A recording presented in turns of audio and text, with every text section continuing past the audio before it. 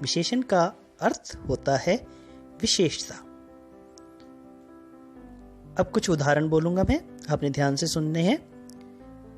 सीमा बहुत ही सुंदर लड़की है।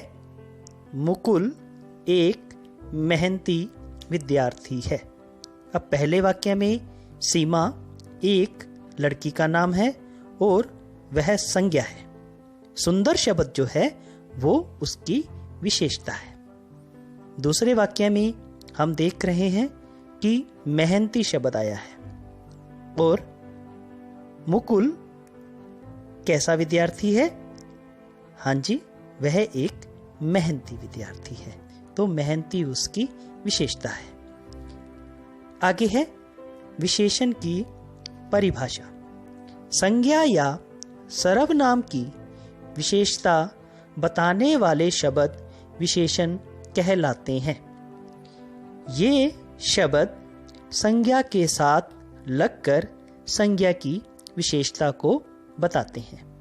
भाव इसमें संज्ञा और सर्वनाम की जो विशेषता बताए उसे हम विशेषण कहते हैं। विशेषण के भेद। विशेषण के हम मुख्य 4 भेद मानते हैं। पहला है गुणवाचक विशेषण, दूसरा है संख्यावाचक विशेषण, तीसरा है परिमाणवाचक विशेषण और चौथा है सार्वनामिक विशेषण। अब हम सबसे पहले जानेंगे गुणवाचक विशेषण। जो विशेषण संज्ञा या सर्वनाम के रंग, रूप, गुण, दोष, आकार, प्रकार या गंध आदि का बोध कराए, हमें ज्ञान दे, उसे हम गुणवाचक विशेषण कहते हैं। उदाहरण जानेंगे। सीमा एक सुंदर लड़की है।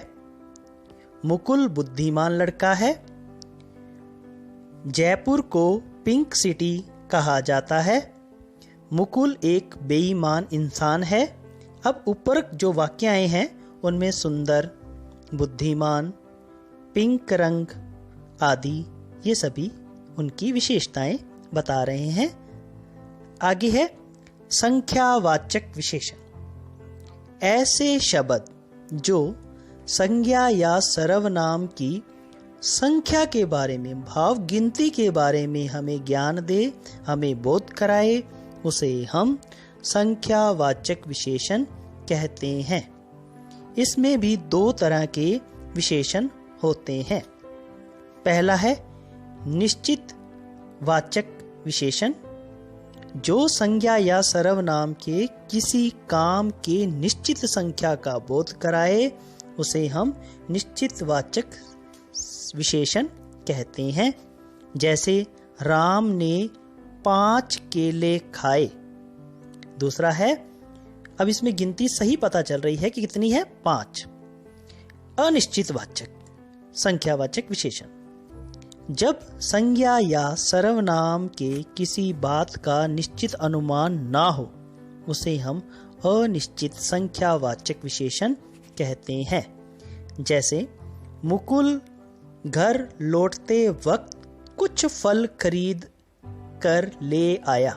अब इसमें कुछ फल संख्या क्या है, निश्चित नहीं है। कुछ और उदाहरण जानते हैं। मुकुल प्रतिदिन 50 सीढ़ियां चढ़ता है। कितनी सीढ़ियां चढ़ता है, 50। सीमा ने आज 4 केले खाए। कितने केले खाए, 4। दुनिया में 7 अजूबे हैं। मेरी कक्षा में 40 बच्चे हैं। रामू ने कुछ फल खरीदे।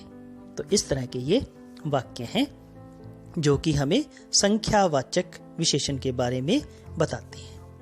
आगे है परिमाणवाचक विशेषण। परिमाणवाचक जो शब्द संज्ञा या सर्वनाम की मात्रा के बारे में बोध कराते हैं वो परिमाणवाचक विशेषण कहलाते हैं। जैसे बाजार से 1 किलो टमाटर लेकर आना। जाओ 1 मीटर कपड़ा लेकर आओ। तो इन वाक्यों में कितनी मात्रा सामान लाना है, कितना कपड़ा लेकर आना है, ये सभी हमें परिमाण में मतलब माप तोल में पता चलता है। इन्हीं को हम परिमाणवाचक विशेषण कहते हैं।